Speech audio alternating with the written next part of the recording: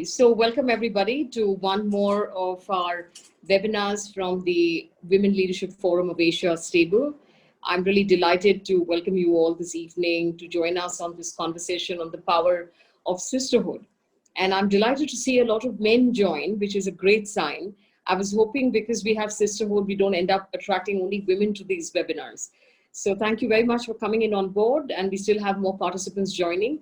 I'm going to use this time to be able to introduce the forum to you, and then the format for today is that I'll try and take you through a short session around sisterhood so that all of us get the dimensions of this theme and what the ideas or solutions around enhancing sisterhood within your organizations for you to be able to reflect and perhaps take back some of these insights before we involve our very erudite panel of speakers who will come in to be able to share their own perspectives around this theme. Like I posted on your chat box, your mics and your videos have been blocked in the interest of being able to enhance your webinar learning experience. But feel free to keep using the chat box as actively as you'd like to post both your views, your opinions, and your questions. There's also a tab on your screen indicating questions, so feel free to park your questions there as well. We will involve you through questions and through other forms of interactions as we progress today. So keep it interactive in the chat box, even as you're listening to what it is that we have to share, and we'll periodically try and integrate you and bring you in. So with that, let me start by being able to share, especially for the benefit of those of you who don't know enough about the Women Leadership Forum of Asia. Rupali, can you just start the slides for me, please?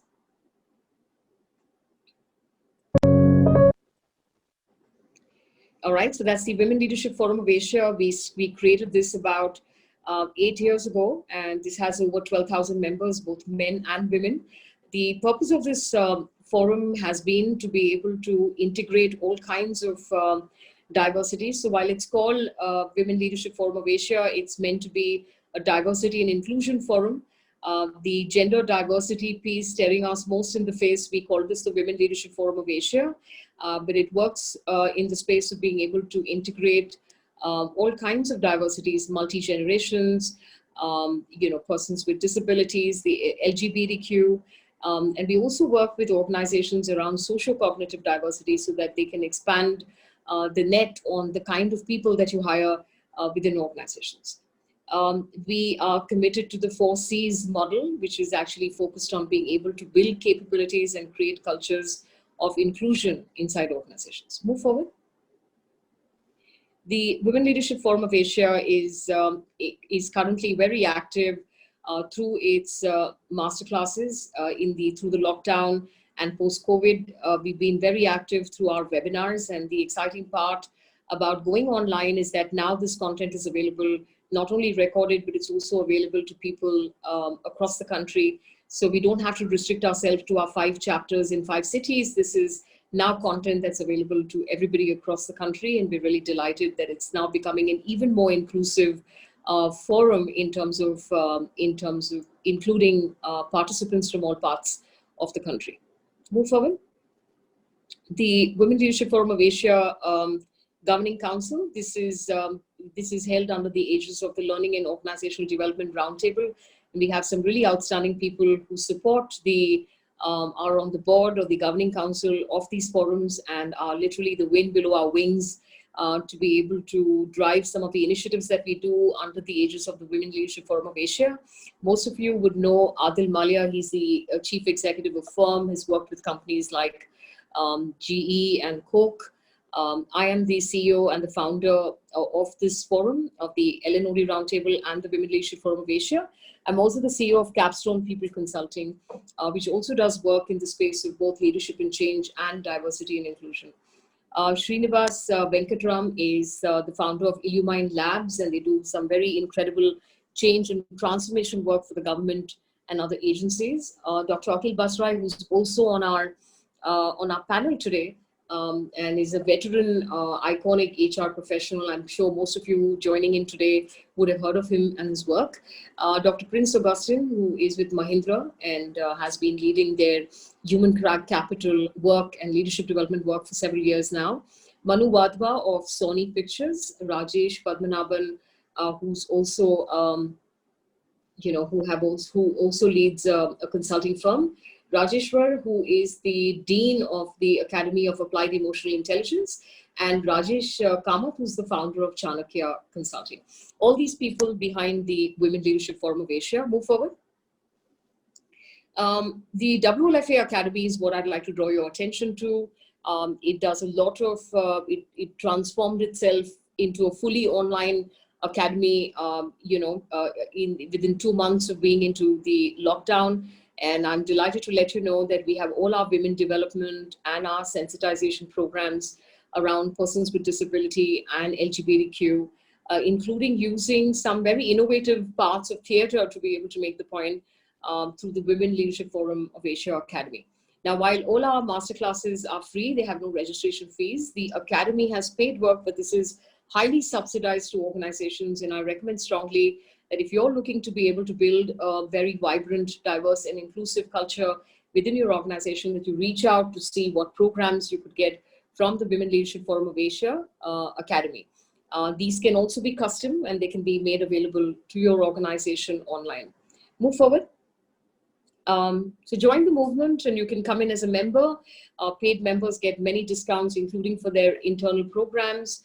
But for our paid seminars that happen during the year, the annual events and the rest, there are lots of goodies, including access to our Learning Resource Center and the rest that you get when you come in as member of the Women Leadership Forum of Asia. So if you do want to join this movement as paid member, do reach out to Rupali or to Prudel, who may have been in touch with you while you joined this webinar, and we're happy to be able to, delighted to have you on board as a member. Move forward.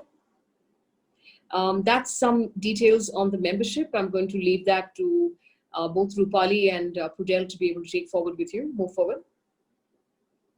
These are some of the upcoming webinars, and I'm going to ask you to be able to block off your dates. These are themes and panelists and sessions not to be missed. The next one on 3rd September called Giving a Fillip to Your Gender Diversity Program, Men as Diversity Partners, and how can you integrate men into this journey.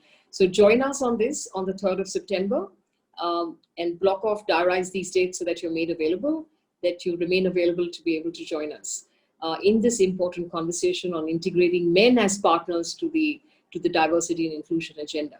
Move forward. And then this is the third in the series, and it's called Creating D&I Impact, Why Only Events and Programs Will Not Work. And this has come out of a lot of, our members and otherwise, people from the Learning and OD Roundtable and the rest reaching out to say that they have already tried integrating different kinds of diversities and they still don't see the kind of business impact.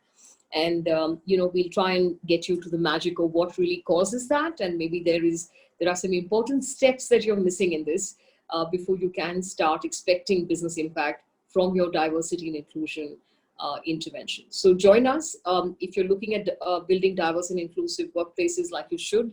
I think the COVID-19 times have created even more compelling circumstances for every organization to make themselves equal opportunities, integrate people, show compassion, be fair, and train people within the organization who are key decision makers to be more conscious of the decisions that they're making, the kind of workplaces that we're creating, the kind of vibrance and engagement that we can create to be able to get the best contributions, especially for organizations that have large numbers of people who continue contributing in work from home formats. This is now going to be increasingly important. It's not even a matter of choice. Every single organization needs to look at how it is that they can put structure around perhaps their intent, positive intent, or their I think, espoused commitment and joy around or passion around the D&I agenda. So time to convert that passion into action and join us on this Creating D&I Impact session, which is on the 9th of September. Move forward. This is last but not the least, this is our outreach program. We are incredibly proud about this. This is the WLFA's Mission 100,000, where we're speaking to 100,000 undergraduate men and women in a program called Gender Dialogues. And this is meant to alter the paradigm men and women have about each other, about their own gender, and to try and create a more positive gender identification and gender manifestation within society. so that together men and women can collaborate to change some of the defeating paradigms that we have created to do with gender within our society. So we're really excited to be able to do this work, which is around shaping a better society, and to do this with young minds who can become the tipping point group for being able to make the needle shift as a society. So this number is to go to 500,000 eventually. In the first year, we're covering 100,000 people. So it's students in the first wave, and we will keep trying to include more and more people who are not necessarily from the business world, so that we can influence more and more people to be able to change these defeating paradigms. So the invitation here is, if you are from a business school or you are from any education institution, you may want to offer this to you. This is free of cost, without any registration fees, and you have experts taking people through this session. So it's an outreach offer from the Women Leadership Forum of Asia. If you're from an educational institution or you're associated with an educational institution, reach out to us, and we're happy to be able to offer this to the students. We're already working with very many universities across the country. We're particularly interested in taking this dialogue to tier 4, 5, 6 cities and towns. So if you'd like people who were from your own school to be able to get access to this, if you're part of the Alumni Association and you'd like to take this to your college, whichever part of the country it might be in, we're delighted to be able to do this for them. So reach out to us. If any of you on the audience want to be faculty and join us as faculty, there will be time commitment and some of the other commitments that we'll need from you. There are no monetary commitments, but a lot of passion and time. So if you are interested in being able to join us as faculty, reach out to Prudel or to Rupali Tyagi, and we're delighted to be able to join you in this huge wave of change that we want to set off within the community. Move forward. We have our research study this year called the Best D&I Practices of Asia study. I recommend strongly that you participate in this. We have 13 categories in which you can participate with your best practices. We have 3 individual award categories. If you are doing some distinctive work, we don't care whether you work for a large organization, small size organization, startup, whatever it might be, whether you work for an educational institution, whether you are part of an NGO, please come forward and share your best practices so that we can invite you to speak at the seminars. And so this is a study that culminates in a seminar on the 2nd of December. Your last date for submitting entries for now is the end of August. Watch the space for more, but come back and give us your entries. There are no registration fees for any of these entries, and they convert into what we will have on the 2nd of December, which is the Best D&I Practices of Asia seminar and awards. This is being attended by many luminaries from across the world, and these are very prestigious awards. So I recommend very strongly that you participate. If your organization is doing great work, if you're an individual who's doing great work, please come in and help us showcase your great work to the rest of the community so that you can inspire more people on this journey. So that's the last announcement, I promise you. And we'll go to what we've planned here for all of you today. So move forward to my deck, and this is our topic for today, and the power of sisterhood, how women can make gender diversity win. I will be taking the opportunity to be able to take you through a 20-25 minute conversation before we reach out to our panelists here today, but we've got a very outstanding group of people who will be in conversation with me after I have delivered my part of the session. To join me after that, we have Dr. Akhil Basrai of Akhil Basrai Consulting, Milind Apte, who's doing some incredible work in Seattle. They have very commendable gender diversity to talk about, and we've got someone who has a perspective and wide experience in having integrated women talent and made gender diversity win within his own organization. So we'll get his perspectives in on these challenges. And Asu Gupta, who's the founder of Onshu Trust and is a D&I activist. She is a spokesperson for violence and abuse against women. She talks on other women issues as well, feels very strongly about this and does work in the space. So we decided to be able to bring her in. Asu has got inimitable candor in saying what she needs to say. And the topic here today requires just that. And so we're really delighted to have Akhil, Milind, and Ansu on board with us today. But they're going to join us in just about 20-25 minutes. They're on board right now, but I'm going to take you through a few thoughts before we try and involve them in this conversation. So can we move forward, Rupali? All right. So the power of sisterhood, how can women make gender diversity win? Even as I start, I'm going to invite you all to continue posting your comments as you may want to on the chat box, so that I'll refer to them and time to time when we do it, I will occasionally ask the audience a question, and when I do ask you that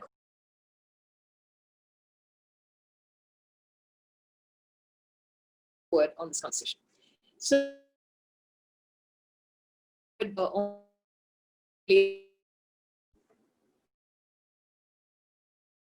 to sort of convey, my both my interest and intrigue on this theme.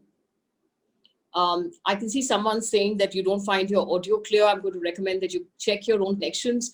It's been a rainy day today, so do check your own connections if you're finding challenges in terms of being able to hear me clearly.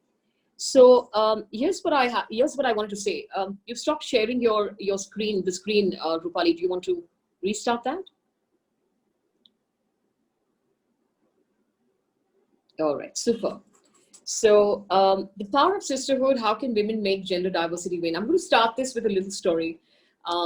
Typically Women's Day for me is a very busy day because I go and address groups of women, across organizations and across various forums, including my own. And so this was one Women's Day, which happened about 2 years ago. And I, happened to be invited to talk to a very large group. This is a very successful IT company, and the audience comprised both men and women. And I think the topic was to be able to get men and women to be able to understand the real significance of Women's Day. And so I stood there and I was talking, and there were points in time where there was great rooting for a point. There were some really vibrant questions from the floor. And while in my brief and even my conversation with the organization, we'd never discussed talking about sisterhood. Just by the by, towards the end of the conversation, almost intuitively, I spoke just because I saw just so many women, and this is a very distinctive organization because it has over 40% women that they've employed. So I thought it was appropriate to be able to talk about what is the power that you really have in the equation when you're 40% women in an organization. I mean, that is way above national averages. It is so opportune. It's a treasure trove, really, to have in a place like India, urban English-speaking qualified women who have a job opportunity, are financially independent, and are employed with a distinctive firm such as the one I was talking in. So I decided to talk just towards the end of my conversation. It was a 90-minute conversation. Towards the end, I decided to talk about sisterhood. And I spoke about the sheer opportunity when you have women at different levels within the organization. I wanted them to know how rare this was. I wanted them to know how much of a treasure trove this was. Even, I said you're a national treasure trove if you have 40% women in a large organization like this. And I said that you got to be able to, I'm sure that, you have huge opportunities to help each other and to be able to help each other succeed. And because you have women in senior positions, you not only have role models, with the opportunity to have role models because you can do this, you can succeed, but most importantly, you have the opportunity to be mentored by other women. And that is incredibly important. And I was trying to tell them that in my generation, we did not have the opportunity to get mentored by women because there were men ahead of us in the workplace. And we succeeded because other men mentored us. And I said that there were many nuances that they would not know because they've not been women in a workplace. And I said, you know that, and you can pass on the benefit of that to the rest of people. For some reason, almost a pandemonium broke out in the audience, and there was lots of noise, and suddenly there's a lot of unrest in the audience, and there was a lot of laughing, rooting, all of that. And I was quite concerned with this reaction because until then, it was all very steady state. Everyone was very excited. There were questions being asked. But by and large, it was very positive. It was very rooting in favor of women and the rest of that. So I was wondering what happened. And I said, hey, this is, what's going on? This is almost getting chaotic. What is it that you're not telling me? And somebody raised his hand and said that, I think this is the most appropriate part of your entire conversation because it's most needed in this organization. And then there was a thundering round of applause. And I said, what was it for? And they said, because you brought this up. Nobody in this organization even brings it up. So we're really delighted you brought it up. Now, I must say that while I brought it up in the normal course of conversation, I had no clue on what the dynamics internally really were. Once I was off the dais, which took some time, the two or three of the top leaders asked me whether I'd have a cup of coffee with them, and I was obviously very curious with this reaction that I'd seen in the audience. So we went to have a cup of coffee, and as we sat down to talk, they said that, look, that reaction you got right at the end is because we are really struggling with this whole business of the way the dynamic that is unfolding within our organization between women. And we've been struggling with this for a while, and occasionally we do try counseling them, but it doesn't seem to be it doesn't seem to be making too much of an impact. So we kind of a little lost on how to handle this. And when I asked more, he said that, look, we have a challenge here. While we have so many women, and of course a large part of them are at entry levels within organizations or the junior band, the women who are at mid levels, the minute their job opens in their teams and it's up on the IJP, no other woman will apply. So women here don't want to apply for any jobs where the team's led by a woman. The minute there is an opportunity to be able to attend something which is being led by a woman, we don't have women wanting to attend that. The minute there is an opportunity there's an opportunity to learn or work with another woman, there's great reluctance in terms of wanting that. And then they went on to tell me about all kinds of dynamics that they were seeing inside their meeting rooms, the dynamics that they were seeing otherwise, the dynamics they were seeing offline in projects that needed completion, that would get, they would have harrowing experiences with women not getting along with each other. And it had almost become a bit, what was clearly an advantage had clearly become, to start with, a bit of a joke. And then as it went along, it became a problem. And I must say, all in all, that very seriously, the toxic sort of energy that had emerged that was emerging every day as a result of having so many women on board had made them very seriously question the wisdom in having so many women on board. And they did have a conversation with me about that as well, which is, do you think we've overdone this?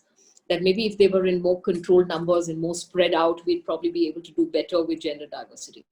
And I must say that while we talked about it, and we talked about many solutions that I will talk about today when I take you through this conversation, I came out of that really dismayed. I came out of it dismayed, not because I haven't experienced it myself in pockets before. When I returned to India, I've always been VP or senior VP, or I've been the boss. So I must say I've had smaller pockets of self-experience on this. But, to see it rampant, and that to see it like unfolded and open in this manner in an organization that had been, I must say, equal opportunities employers. They had high degree of, sort of ethics around pay parity. They really valued their women leaders and the women that they'd hired within their organization. They were genuinely seeking a solution around simply saying women don't get along with women. They unfold toxic energies within the organization. We're wondering whether we've overdone it by hiring so many women. Is it a better idea if they're spread out and not put into the same teams because they don't seem to get along with each other? That we have, we've got people who are very talented but have severe interpersonal challenges when it comes to another woman. And it was distinctive to say that it wasn't when it came to getting along with other men, but very distinctive when it came to being able to get along, work with, or essentially give advice or feedback or mentor other women. So women didn't seem even open to want leadership of other women. And I think that all in all, they were nonplussed on how they should really figure this. And we did talk about some solutions, like I said, and I'm going to try and share some of that with you here today. So I won't be able to put this out here. I must say, like a lot of you in the audience who perhaps are hearing of this for the first time, I did go away saying, is this anecdotal? Is there something in their environment which is triggering this off? How can it be so all pervasive? So I have seen it in pockets, but I've not seen it all over the place. And so I did go away imagining that. Now, in the work that we do through the Women Leadership Forum of Asia and the access that we have to member organizations in the Learning and OD Roundtable, I'm afraid that, this does not seem to be one-off, and it does not seem to be, sort of anecdotal. This seems to be quite pervasive across organizations, forget inside organization. And there's something peculiar that I'm picking up, and I'm looking to be able to validate this, is that if the numbers are less than 10%, and I'm saying actually between 0 and 5%, there is a different kind of behavior unfolding within the organization. But the minute it crosses 10%, and the organizations, particularly which are hiring large number of women, who especially have over 20% women within the organization, especially seem to be having challenges around this. And so I'm keen to be able to hear from you, but because we're seeing this as clearly, a deal breaker, in the sense that if it does exist, it's a terrible dynamic. It will most certainly destroy the momentum that organizations are trying to build around this, and it will further dissuade other organizations from wanting to embark on the gender diversity journey. And so I must say that we picked this up because it requires a conversation. And we thought the more we talk about it, people will have greater awareness to make sure that we don't fall into this trap of not demonstrating sisterhood, and to kind of, in fact, demonstrate sisterhood, to be able to take this entire wave, this entire movement forward, and to be able to truly support each other through this movement. And so I'm going to just be able to start by being able to give you, Rupali, can you just move forward? I'll just take you through what I've put together here, and we'll of course take your comments and your questions as we go along. So currently we have, against a global average of 49%, and in the developed world, 79%, we have 26% participation of women. We're very behind on the Human Development Index as far as women are concerned. There are many forays organizations are keenly making. This is the diversity that is clearly most active, because this is 50% of the population that we're really talking about, and a very significant number of them who've been educated. And so this is ready talent pool for many organizations, and in some ways the lowest hanging fruit. Unfortunately, it comes fraught with many challenges, and many self-imposed restrictions, many societal expectations, and everyone finally, whether it's men or women, pay a price of the patriarchy. So I must say it's the patriarchy in action, which makes it extremely difficult for women. Some of them do not get permission, into inverted commas, to be able to join organizations. A lot of them do not get permission after they get married to be able to pursue their careers. Their primary caregivers, whether it's children or whether it's in-laws or aging people at home, I think they're incredible stories, of both inequality,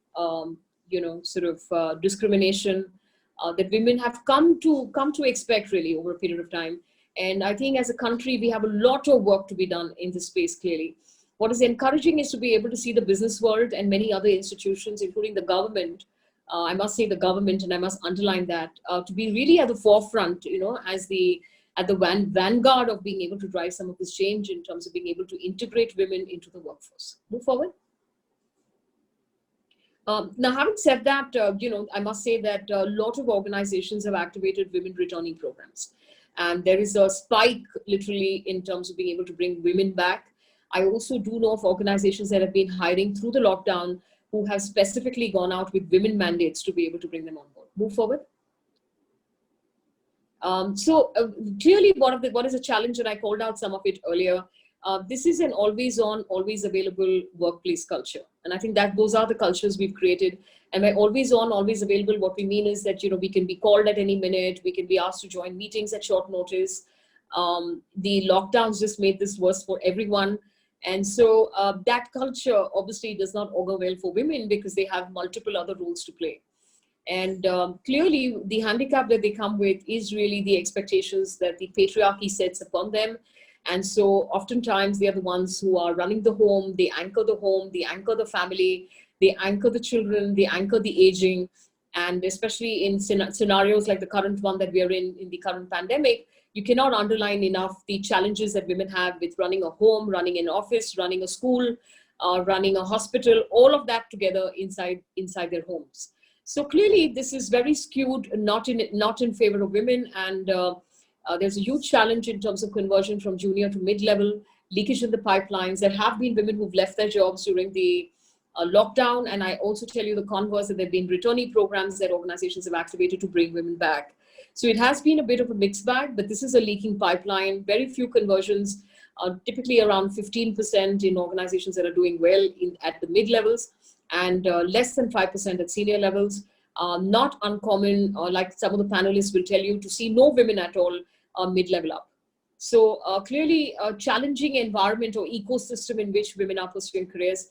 I know many of you in the audience already know of this, but it's important to underline how rare it is to be able to finally have women who can come in on board, who are qualified, who are talented, who've been identified, who've come in, and who have the opportunity to be able to contribute. Move forward.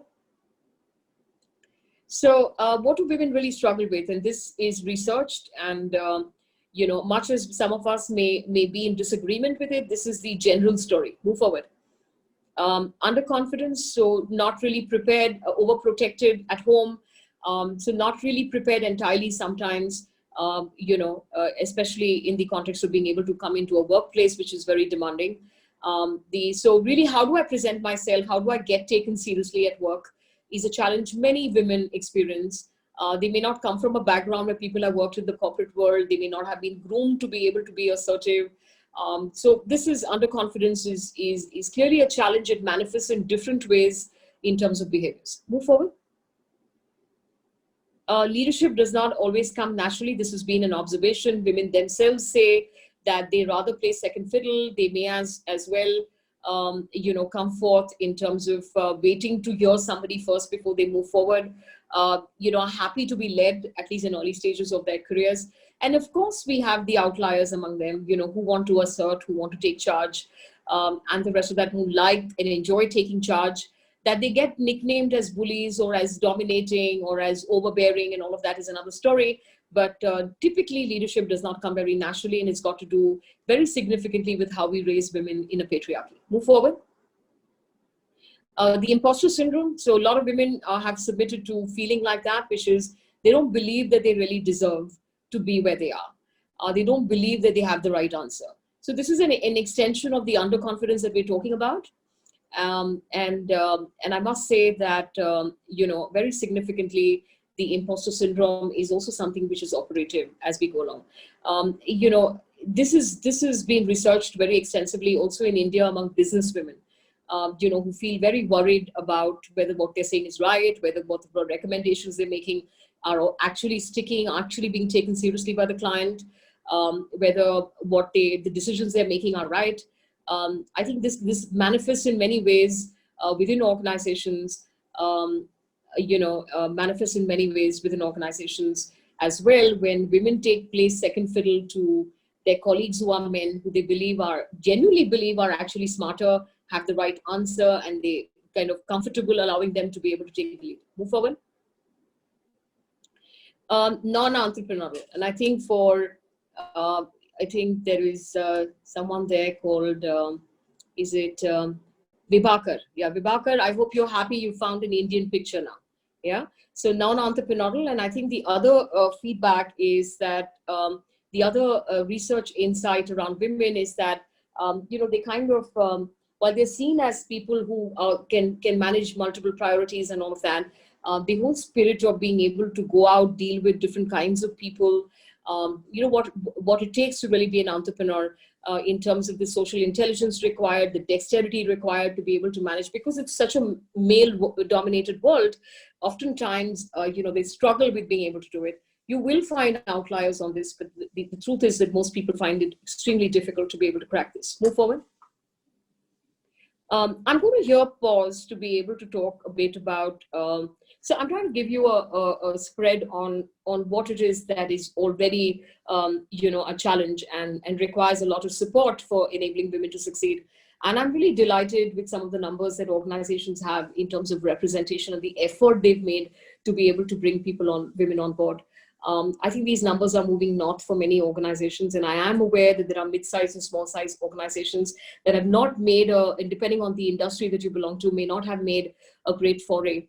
I think there are huge lessons to be learned from government organizations and the railways and the armed forces and the rest of that, because they've done a great job in being able to not just bring in women, but integrate them in a very significant way. All of these have been, a journey. I mean, there's been an evolution journey, but you've got to be able to get started to be able to bring them on board. I'm going to, at this point, pause to be able to get to the theme on why it is that we're here today, which is to be able to look at the challenge that you have when you have more women, in the workplace. I must say that there isn't a framework to be able to really manage this, but it most certainly, as it manifests, can take the movement, the gender diversity and inclusion movement, back and create toxic energies that unfortunately women can create for other women, which can be dissuading reasons to go back to work. So I think a lot of the sort of personal reasons for at writing, or some of the I don't like the culture, work culture. I think as people who are passionate and are flag bearers of diversity and inclusion, or those who are human resources professionals who joined this webinar here today, it's important for us to be able to reflect on what are those reasons that people call personal reasons when they actually leave. We're very quick to say that there might be male bosses or men in the environment who've not enabled the inclusion.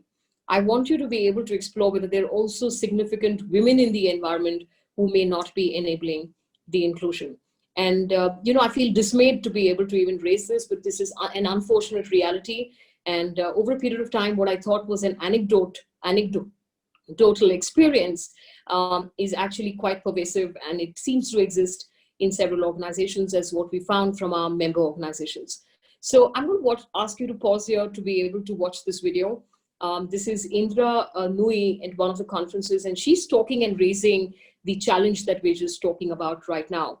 And some of it might appear rather petty, but it can blow up into rather uncomfortable situations where people don't agree to work together on the same projects, where we have challenges which are tacit sometimes, passive-aggressive behaviors, and sometimes, challenges of interpersonal conflicts which are out in the open.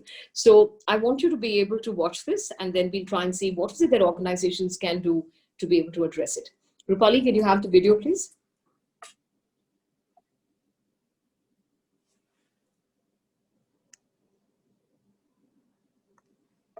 Do you want to stop and replay it? We can't get the sound. But I think there's a bigger issue that we have to talk. Yeah, it just started coming, so just play it. Behind your back, but we all know that's the price of entry and the price of moving up this chain. So we have to figure out our own coping mechanisms. But I think there's a bigger issue that we have to talk about. I don't believe women help women enough in the workplace. And if there is one thing that we can do for ourselves, is get the best behavioral psychologists to design programs that address this issue on why do women compete with women too much in the workplace. Because when I hear young girls say today, God, I wish I was in an office where there were more men, or I wish my boss was a man, because it's tough to work with a lot of women. I'm going, are you nuts? You should be thrilled you're working with so many women. But then I hear the stories and I go, what's wrong with us women? We ought to be helping each other out. And I'll give you an example, and this is from my own experience at PepsiCo. Some of you may have heard this before. Many times we're in a presentation, and the guy is giving a presentation, not going so well. We call a break. They go to the men's room. Hey, Bill, that was awful, your presentation. Fix it, man, don't gesture so much. A little fist bump, they come back, and Bill's doing fine, okay? A woman does a terrible job, and you walk into the women's room and you go, Mary, that was terrible. What were you doing? God, you're so bitchy. No, I'm trying to give you constructive feedback. So what we do is we assume that feedback from women means something is wrong. But if that same feedback came to us from men, we're willing to accept it. Or worse still, we don't give the feedback to women the way we should. Even though we know that they're not doing well, because we go, good, she's struggling, I can take that position. I think we have to change our whole approach to supporting each other, taking advice from each other, seeking it out. One thing I feel very badly about, all my mentors in life have been male. But then I sit back and say, maybe I came into the workforce at a different time. But I think we have to change the dialogue. So if there's one plea I have for everybody in this room, let's figure out how we can help each other way more than we are today. Totally agree. Yeah. Totally agree.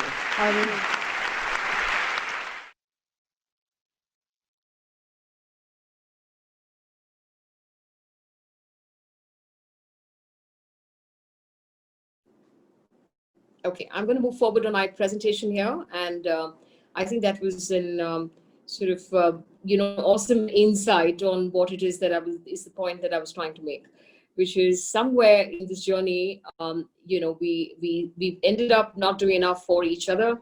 We're actually fewer in numbers. There is a significant need for women to be able to support each other's journey.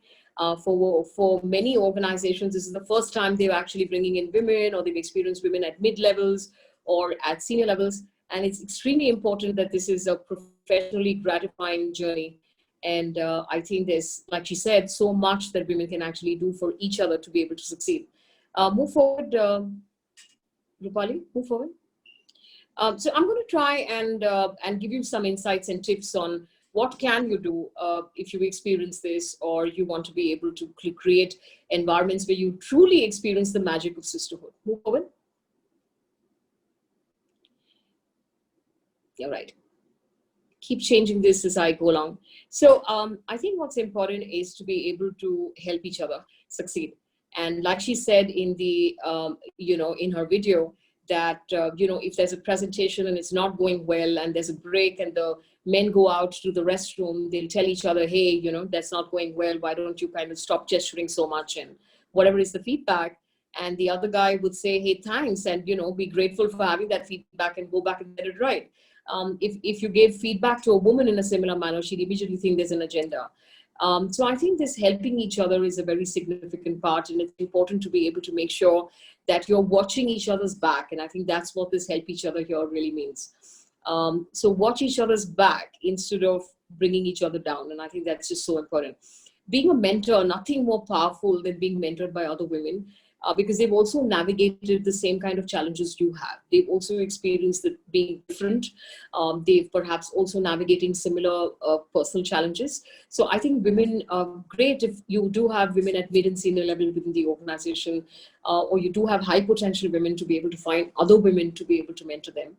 And I think that the whole piece on being able to admire, from admiring someone, being mentored by someone, creates kind of greater relationships of trust. You can actually start the virtuous cycle of mentoring within the organization. There will be lesser misunderstanding on feedback. There'll be greater trust with which that feedback will be worked on. I think there's just multiple benefits of this. I see a lot of organizations do this. A lot of our clients are doing this. And I think it helps tremendously in terms of having women being mentored by women. And I'm saying that there are different ways in which you integrate the men into the journey, but having women mentors is very powerful. So mentoring is easily, it has the power, like Oprah Winfrey is saying, to see the hope inside of yourself. So I think these are artist journeys, depending on which kind of organization you've joined, women have joined, the extent to which they are in a minority, the experiences of attending meetings which are all male, or the discomfort of being on offsites where perhaps there's no other female.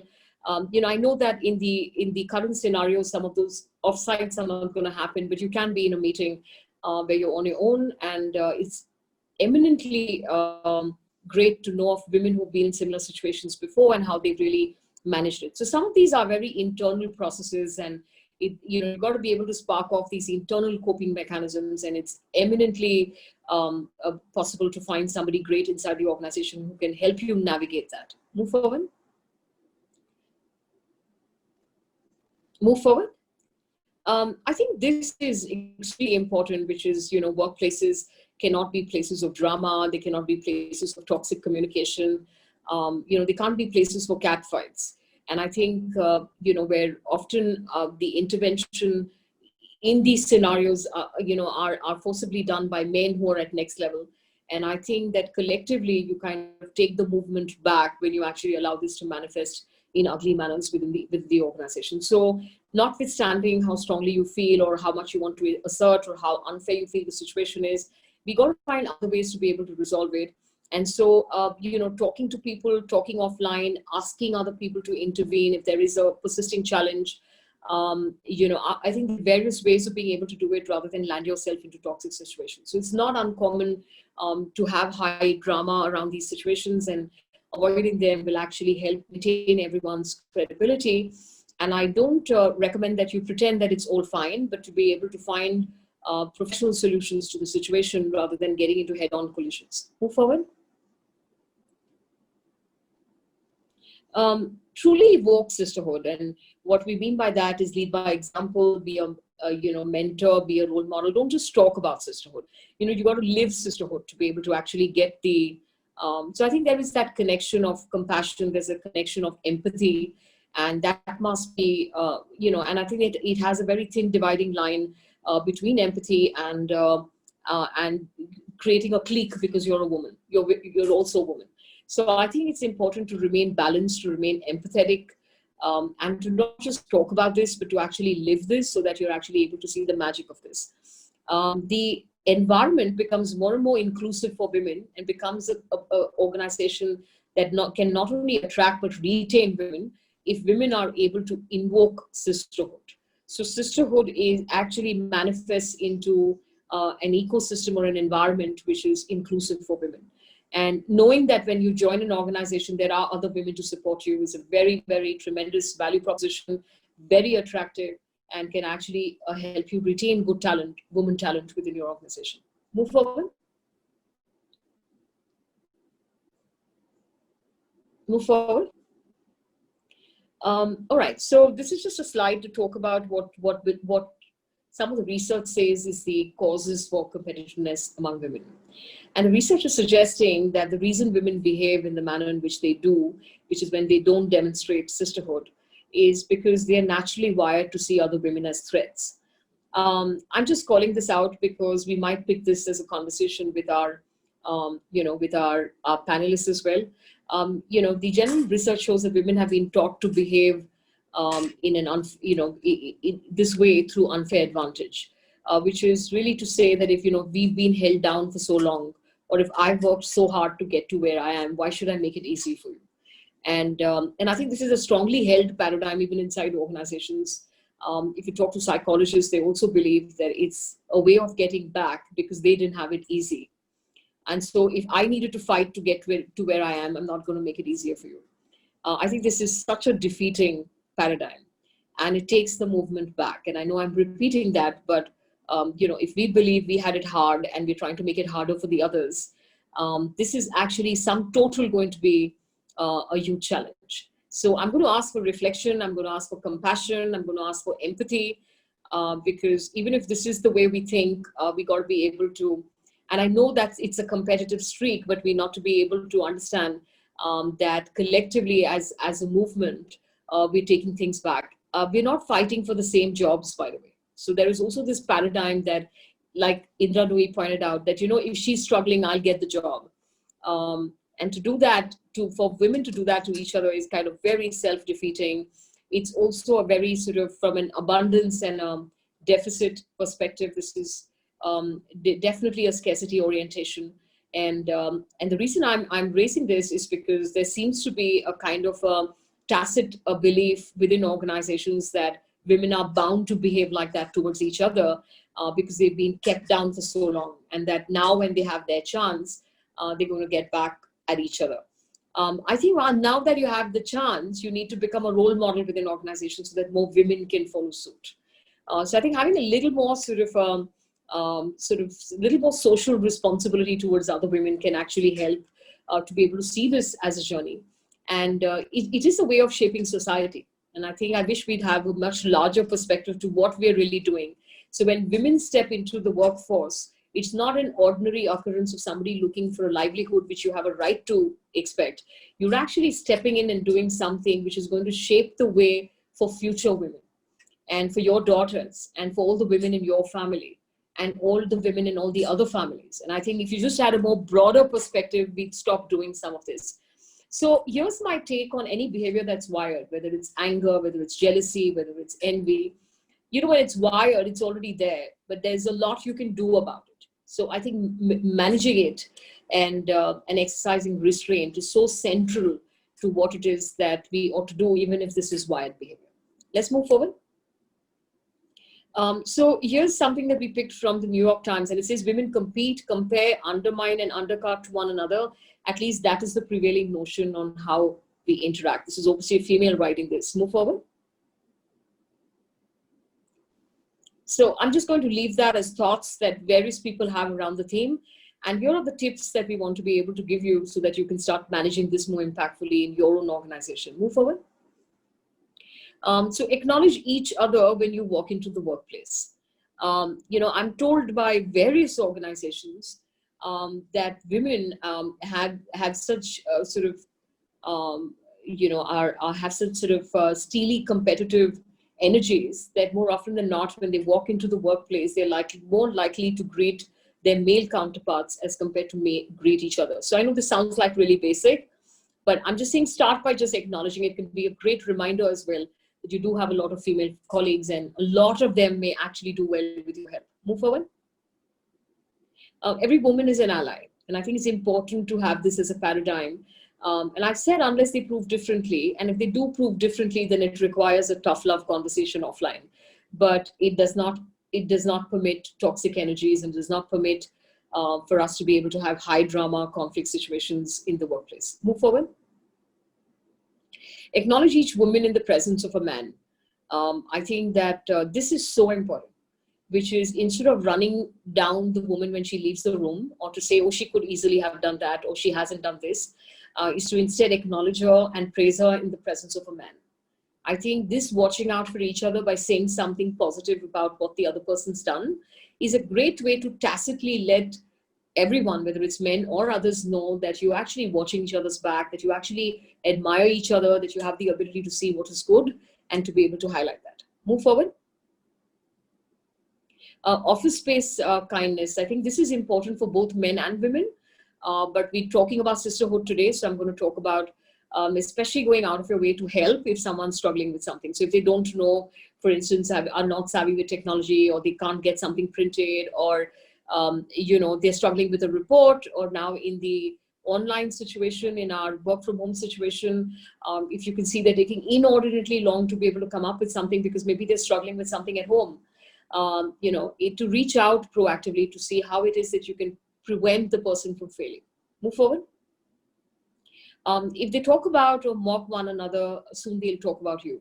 So the point is that, joining hands, and this is not uncommon, joining hands with men to talk against women is another phenomena that we seem to have picked up from various organizations. Very unfortunately, the research endorses this, that is part of how women don't show sisterhood within organizations. So really to not join in when there's gossip against a woman, I think that's a great, it's normal, decent behavior, but we need to be able to call it out in the context of sisterhood. Move forward.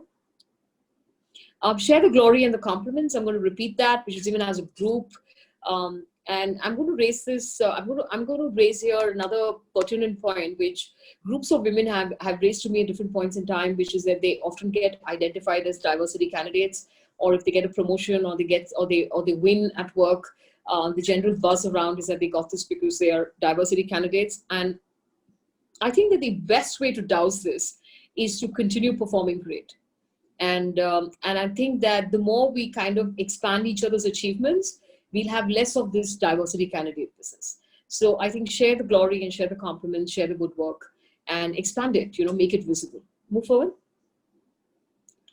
Be a real sisterhood friend, which really means that, kind of go out of your way to understand if there are young women in your team, integrate them, how are they faring? If someone's not speaking in a meeting, ask them what happened, help them, guide them on how it is that they can make their presence felt. To make each other win, be real friends and win the trust. And that's what this point's really all about. Move forward. Give credit where credit is due. Not just in front of the men, but even otherwise, which is what is the harm in reaching out to women who are doing a great job and letting them know that they've done a great job, encouraging them, especially if they failed in the past or they seem underconfident, to be able to kind of keep that energy going by letting them know, especially when they get something right. Move forward. Respect a sister's relationship, respect her boundaries. So not crossing boundaries to be able to make comments which are personal, or trying to give advice which is not asked for, not reckoned. This I mean in this personal space. And instead, guide the individual to become successful professionally. So what we find is that there are a lot of personal conversations and people can gravitate there, but there's not enough support on the professional space. Move forward. Even if you have been hurt before or you've not had a great experience, the invitation here through this conversation is give everyone another chance. There's a very massive personal and even organizational transformations that have happened during the lockdown. I think these are times to be more human centric, more compassionate, and I'm sure everyone's more ready, more prepared to be able to give, to be more generous. I know that the lockdown or the situation of working from home is also fatiguing a lot of people. But these are incredible times to be able to find, the reservoirs of compassion. And my recommendation is, even if you've not had a good experience in the past, is go back and get the positive energy, reach out, get this on track. Sisterhood is extremely powerful, much needed in this journey. We can very significantly take this movement back if we're not enabling this. I also believe, and last but not the least, is that we ask and we drive men as diversity partner initiatives within organizations. And I absolutely believe that when you ask men to partner women to succeed within organizations, we absolutely must demonstrate that by women supporting women. So men as diversity partners, what about women as diversity partners for other women? And I think that is what it is that we're trying to invite you to. And I'm going to try and close the presentation here. And I do know that you have some questions, but we take this together after having gotten some of the feedback from from our panelists. So Rupali, can you stop sharing the deck here, and let's bring back our very outstanding panelists. If I can ask you all to unmute yourself, and also to be able to unblock your video so that everybody can see you. So welcome back, Akhil, and welcome back, Ansu, and back, Milind. Thank you. Yeah, so I kind of set up that context so that we know what we're talking about here, and I wanted to draw you into the conversation at this stage. Give me a sense, on, and as you're gathering your thoughts on your reaction to that, let me try and take the first audience poll, and then maybe you can augment basis the audience poll as well. Suneet, can we have the first question for the audience poll?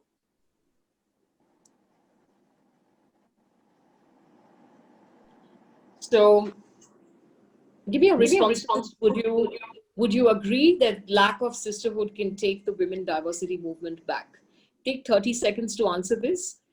Yes or no, and answer this on your screens and submit the response.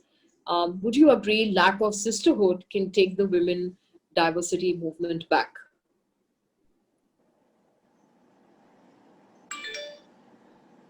And I know this is a very basic question, but I want to know what you're thinking about already.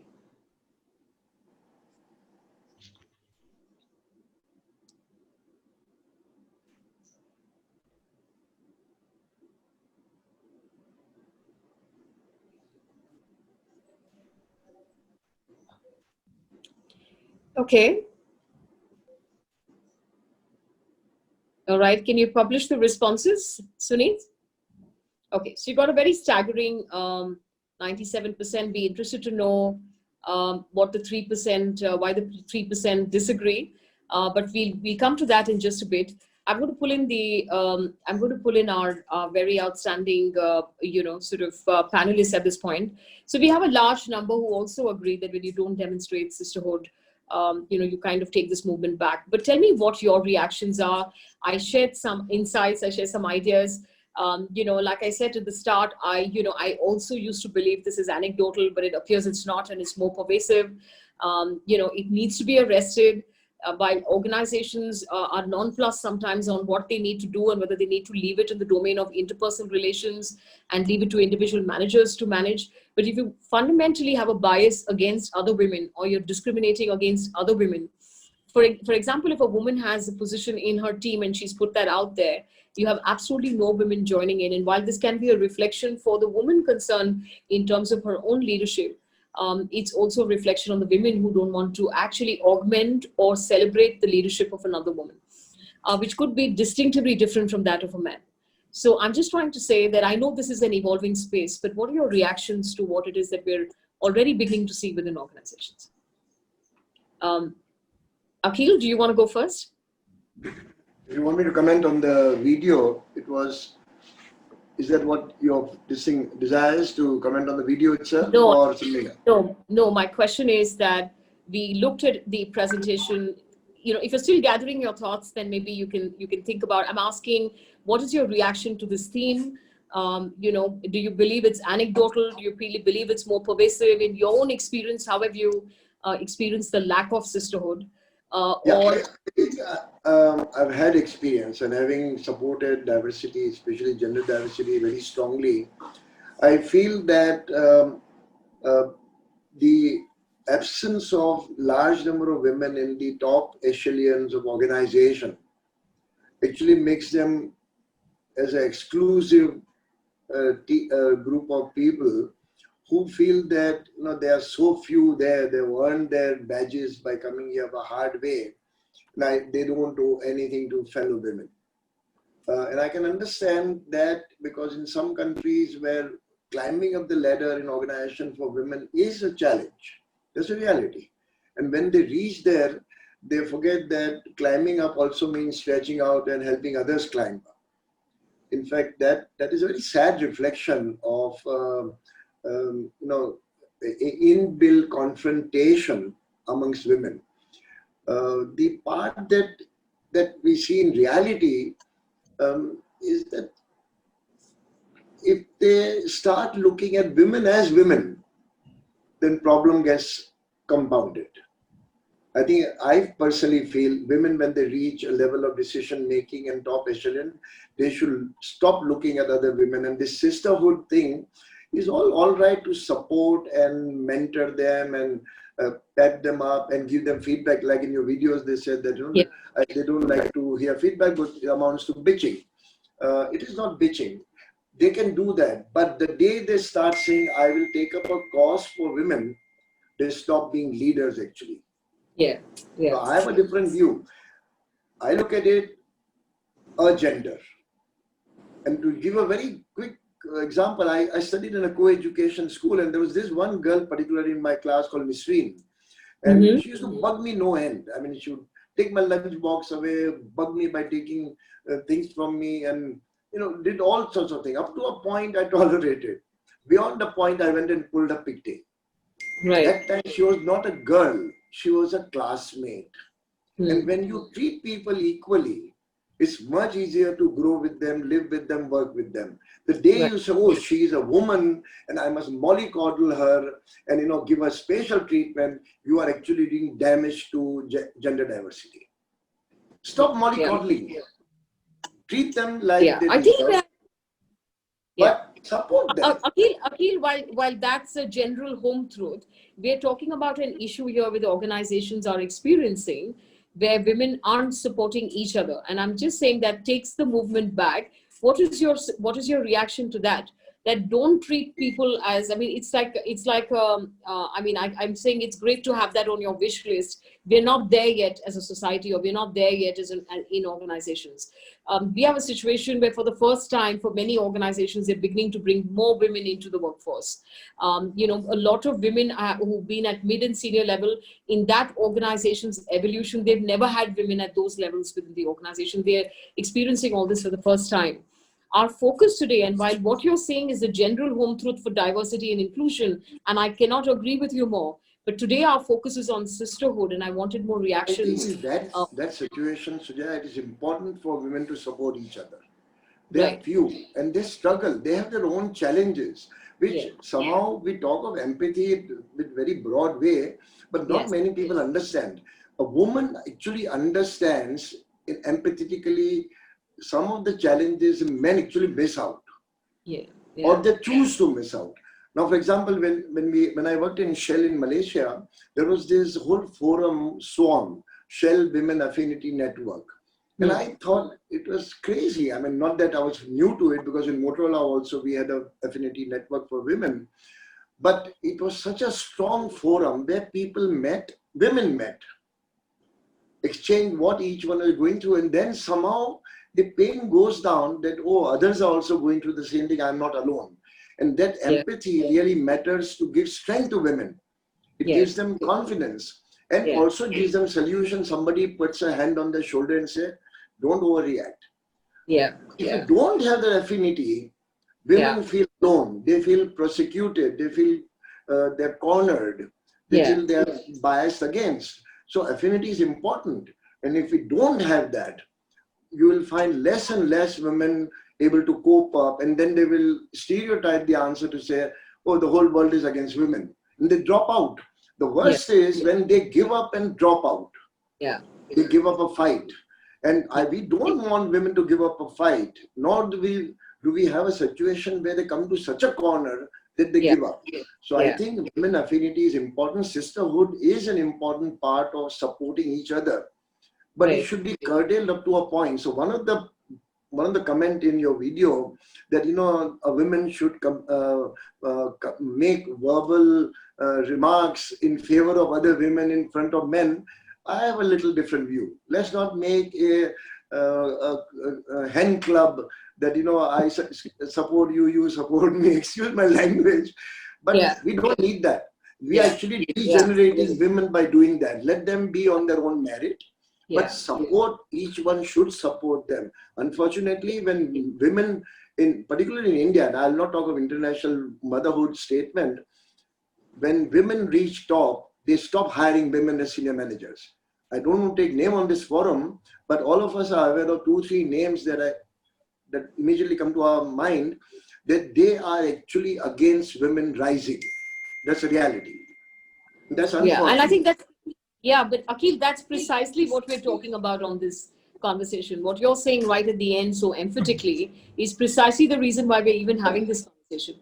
So Milind, give me your views and what are your reactions to all that we shared here.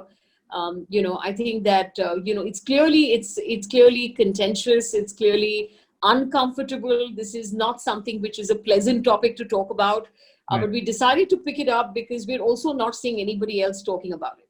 And there almost seems to be a conspiracy of silence around what is clearly a keen challenge. It's a pain point and it can take things behind. So I just wanted to get you in at this point and your reactions. No, thank you, Doc, and wonderful presentation. And as you were narrating number of examples, it was a kind of a flashback, and I went back into number of organizations I have been part of. And one thing which struck me, and right from government organizations till where I am today, is when the number of women in the organization, the size or the number is small, the problems aren't there. And the areas where the number has grown, we have started sensing a lot of problems, right? And what has happened, rightfully the example which you gave about another company where you went in and the organization you had, the entire ecosystem starts thinking, what do we do? Are we overdoing? Should we taper down, etc., etc.? I think this is one phenomenon we have I've seen at least in all my career. I completely endorse the thought of sisterhood. I think it is extremely, extremely important to bring women in senior positions to mentor other women. I think it's a barrier which needs to be broken. I think it's a barrier. There are number of myths, there are number of facts, but the fact is there is a barrier, and how do we really as an organization break it? To my mind, a few simple thoughts which come across, something which Akhil also spoke about, you also spoke about. How do we really breed friendship, relationship which is beyond competition? I think relationship which is natural. In the past, we used to have such relationships. Why not today? How do we, I think, nurture relationships which are beyond work at the workplace, right? That's number one. Number two, I genuinely feel, and in my experience, I've seen conversation as a very, very powerful tool. And I've had in my teams across, when I've been a CHRO, more than 50% of HR colleagues are women, right? And I've been dealing with teams where I have large number of women colleagues with me. So I've seen powerful conversations whenever we have seen such conflicts, actually having one-on-one conversations with each of the colleagues and making them sit together and actually practically destroying the barrier there has actually gone a long way in building the relationship and credibility. Third element which I genuinely feel is, can we proactively work on a framework where if research suggests that anxiety, internal anxiety is one part which is really bothering, or low confidence is something which is bothering, can we proactively actually work on building confidence and lowering anxiety by having, again, powerful conversations, right? So it's not only the ecosystem and enabling ecosystem which is going to help, but I think it is really breaking this barrier by bringing this top leaders together and through power of conversation and relationship, I think augment this entire thought. It's not going to be easy, but I think we'll Yeah. need to really work very hard in that direction. Right. Good points, Milind. Lovely insights that you shared in this sort of small window. And so I want to take it to you. I'm also looking at somebody who's posted a question and is saying that I think women suffer from more anxiety. Milind also, endorsed something that I had in my presentation deck, which are research insights on what it is that women typically struggle with, which is perhaps underconfidence or, not feeling very comfortable at times. Not feeling so welcome sometimes, whatever it is that they're actually experiencing. Give me a reaction on to what extent do you believe this is what is causing the problem that you're seeing unfold in terms of perhaps toxic energies or not being supportive to one another, or not even being empathetic to one another, like Dr. Akil pointed out. Give me a reaction on what Milind is saying, and also we have one of our participants who's also mentioning the same, that is it the anxiety that women are experiencing because of which they're behaving like that? Thanks, Doctor. See, I was listening to the presentation and all the views shared and going through some of the questions and comments in the chat box as well. And somehow I have to say that there is a little bit of contrary approach that I see here. Yeah. On one hand, we do say that women are more sensitive and they are more empathetic, and they can catch signals that men would miss out. And on the other hand, we are also now seeing that there's a lack of empathy, and they get each other. towards each other, overly competitive. So there is a little bit of dichotomy that I see here. I mean, given that a lot of HR workforce across the world is made up of women purely because of these qualities, that they can handle the human element a little better. I think this reason of them becoming over competitive or over aggressive when it comes to other women must have something else which is deep rooted. And the more I think about it, the more I reach the same conclusion time and again, is that these are mostly women who still somewhere back of their mind still think that men are better than women. They themselves have this whole mind frame, and the reason why a woman would not take feedback from another woman very kindly but would do that from another man is simply because of this, right? Because they do think that the weight of opinion of a woman is lesser than maybe from another man, or something. So there is this very deep rooted sense of and a lot of things that were spoken about throughout in your presentation or throughout this chat that we've been having, is time and again is about a certain kind of an insecurity, that I have, and this insecurity leading to anxiety or anxiety leading to insecurity are actually correlated. They're both correlated in a way. And I feel there is maybe amongst women also there is a lack of firm belief that we are equal, and there is no reason for us to behave any differently with men and any differently with women.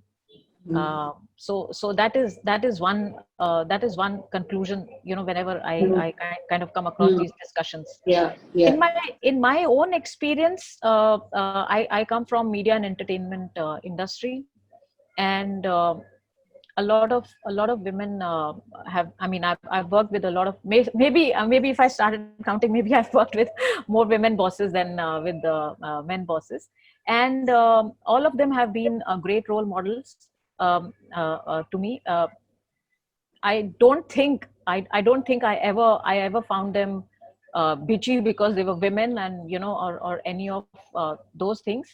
But but like I said, it could also be because of this very very basic thought of do I really forget everything else, forget if I'm a boss or if I'm a colleague or if I'm a subordinate, do I really genuinely believe that women do have same capabilities as men, right? So this dovetails into what Dr. Akil was also saying, that if we come with that mind frame, there is probably no reason for us to either behave in extra positively towards women Yeah. or extra negatively towards women. Yeah, yeah, yeah. No, I get that point, and I think that even when we made the point on, can you try and be, can you point out what was good about a woman, especially when there's a presence of a man? It's primarily because the research insight or the expanded version of that research is that women, especially, don't praise another woman in the presence of a man. And so the idea was to conversely say, can you try and do that? Because just be fair. And to me, I would almost turn a lot of those points to say, be as fair if you have a competent man around. And he did a great job.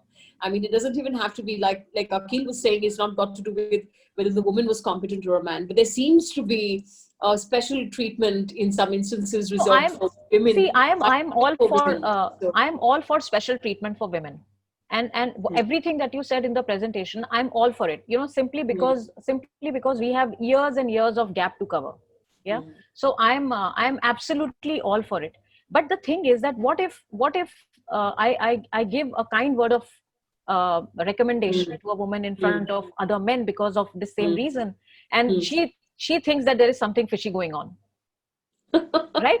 Because there's I mean never that's end to this dynamic then. correct, Yeah, exactly. yeah. So what I mean to say is To your point, Ansu, I wanted to give you a really nice analogy that someone gave me, where I had a male client who was very vehemently saying exactly what you're saying, which is that I have no qualms about saying that for some time or a few years, till such time as we're able to create these environments of equality, we will need to give women special priority and special treatment. And he said, why not? Because the pendulum has so shifted in the other direction that for some time we're going to have to also do something extreme, Undo which the is bring damage. it back to the other end, so that finally it settles down in between. yeah, I totally So we're agree going with to that. have to, yeah. And he said his analogy was the Yeah, pendulum. Why he said I that. quite like the way Anshu puts it so emphatically that it's Yeah. all right to give special Yeah. treatment or privilege. I totally agree, because I think if you talk about this equality, when everything is equal, then you talk of equal treatment. For Exactly. generations,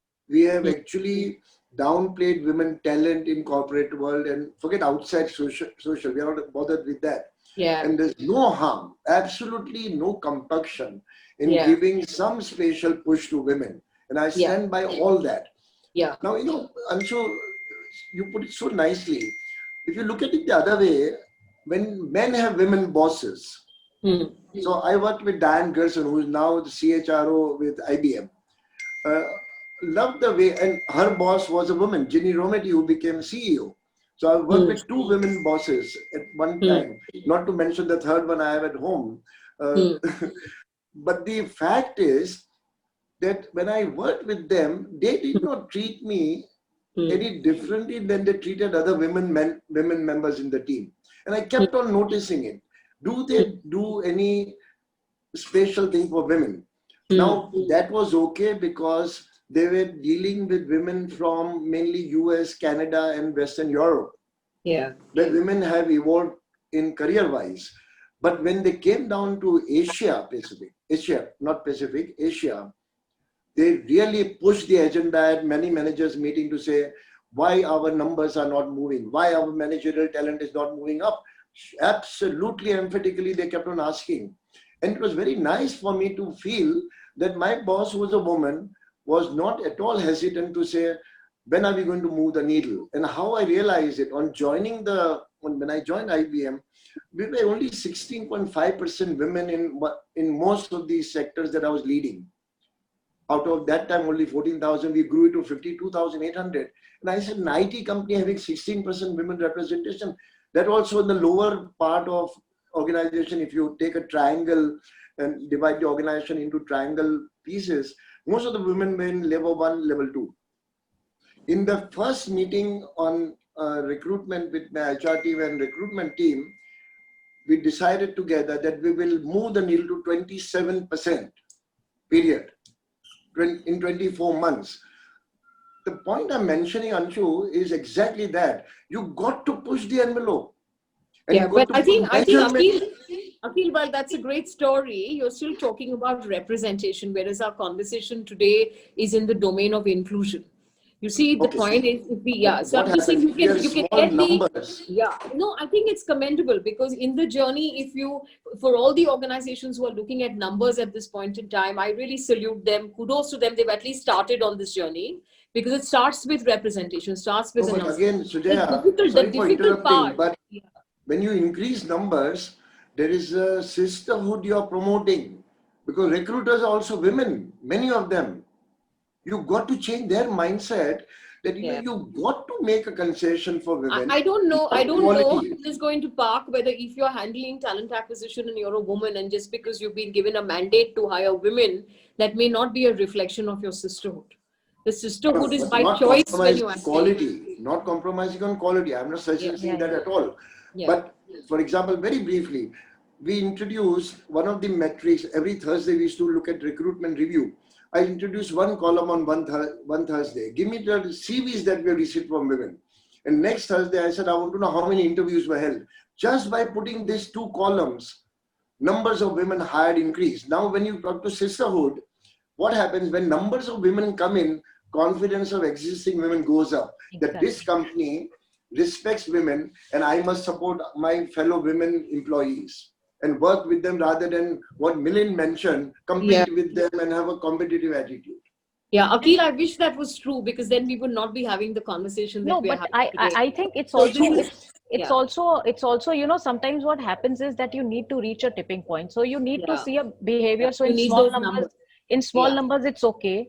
When it increases a bit, then we start seeing all kinds of problems coming in. But the truth is that if we keep at it, and if we increase it even more, then there will be a stage when it will get better instead of getting worse. Yeah. And So I'm going to, yeah. No, I think these What Milind mentioned. you're all bringing in very valid points, which is essentially to keep the energy and the passion around, and the commitment around keep building diverse and inclusive cultures up, and to be able to integrate more gender talent. I'm still keen to be able to, at this point, take in some of the comments that we have on our, on our chat box here before we close for the evening. I will ask you, for one last round of comments from all of you for the audience. But before we do that, I've got Avni Vansia here, who agrees with some of the points Akhil made earlier. A great, 1 second. We have women, we have Geeta Verma, who's saying women have more capabilities than men, but choose to push it down. We have Cynthia, who is saying that I agree with Ansu. There are cases where young women come into the job force. This is Hemlata, but are taken aback when faced with pressure. We raise our girls to be number one in exams, but not to be thick-skinned at work. So I think these are all some very relevant points. There must be a balance, is what Madan is saying. Hemlata is saying that some specific benefits, like when you spoke, Ansu, about giving special treatment to women, we have some reactions here saying things like some of the challenges that women handle, like maternity and career comeback, and all of those kind of things must get created to bring them and integrate them back into the workforce, because these are the realities of what they deal with in their lives. Women are more compatible. We do have some of the women are better and women are more compatible pieces that are here, but I'm just going to take that in the spirit of being able to celebrate women and womenhood and women at the workplace. We have women are have confidence if the family support is there, is what Sonali Sinha Roy is saying. Dr. Vaijanti is saying this is a very excellent topic and some very wonderful insights. Vaijanti, I want you to know that this is, we debated for a while before picking it up, because it's so contentious and it's so difficult to raise, because most people are in denial and don't want to talk about this. But this is definitely, the reason we picked this up is because this is still nascent in so many organizations. We're 132nd out of 150 countries on the Human Development Index for women. We have a long, long way to go. Many mid-sized and small-sized companies have not even scraped the surface of this yet. There are very few women in very junior roles. The optics on this theme is so misleading, because in all the administrative roles, if you look at the staff in hospitality, or if you want to check into an aircraft and you look at ground staff, if you get onto an aircraft and you're being served, everywhere you're going to see women. They're all very, in that sense, in very junior jobs, administrative jobs. They might be in large, they appear to be in large numbers depending on where you're poised or which industry you're poised in. But if you look at it from a macro perspective, this is a journey that has still many miles to go, many miles to go before we sleep. So the purpose of bringing this up is to be able to make the women who are privileged, who are already in the workplace, become more aware of their privilege and to be able to support each other's success in whatever way it is that they can. We're not suggesting cartels. We're not suggesting cliques, because that's counter to the whole spirit of diversity and inclusion. So we're not asking you to become a gang against the men. And I must say that if you look at any woman who succeeded in the workplace today, it's because some very significant men have mentored them. So there's no taking away from that. That is an incredible truth. I'm just going to quickly grab a few more questions here, a few more comments here. All right, we've got a couple of people, and I'm going to try and see whether they have any more questions. There's Surbi Gupta saying not only that, even many women managers don't want other women in their team. So we've got some endorsements on that. The always on, always available is not in favor of any gender. This is causing burnout. And today's HR are counseling leaders to be more sensitive to employees and the experience. Amanda is asking, is the 26% women in India referring to women in the entire organized sector? Could you share the data source for my information, please? So, Amanda, this data is for India. And this is essentially being published in various forums, but it's jobs for her in a survey that they had done where they had put this forward. And this has gotten endorsed also by some of the details that we got from some of the government sites on women in the organized sector. So this is 26% women in the organized sector. And this, again, the comparative benchmark is in the organized sector in the developed world, which is about 79%. The average globally is about 49%. So we really have a long way to go. I think I'm going to close on a very important point that Ansu made, which is, I think Ansu, in what you said, and both the men of the panel had incredible insights, and I think Milind, you kind of brought forth the topic so well. But I'm going to end on the note of what Ansu said, which is, actually, Ansu, what you said was that, we don't, we want to bring in women to make right a lot of discrimination from the past and to give them the right to livelihood, which indeed every individual has. So in the spirit of equality and in the spirit of equal opportunities, we want to bring them in. They cannot become the beacons of discrimination against each other in the workplace. And I think that was the purpose of bringing this conversation forth. So thank you, all of you, for bringing this live. Thank you, the audience. One small comment. I'll just come to you in a minute. I hate to, one small comment. This is comment from Avni on the chat. And she said that women are afraid to support another women because they are afraid of being stereotyped. I think it's such a beautiful, relevant, strong comment that women actually don't want to support women because they feel, this is a ganging up and each one is supporting blindly like a hen club.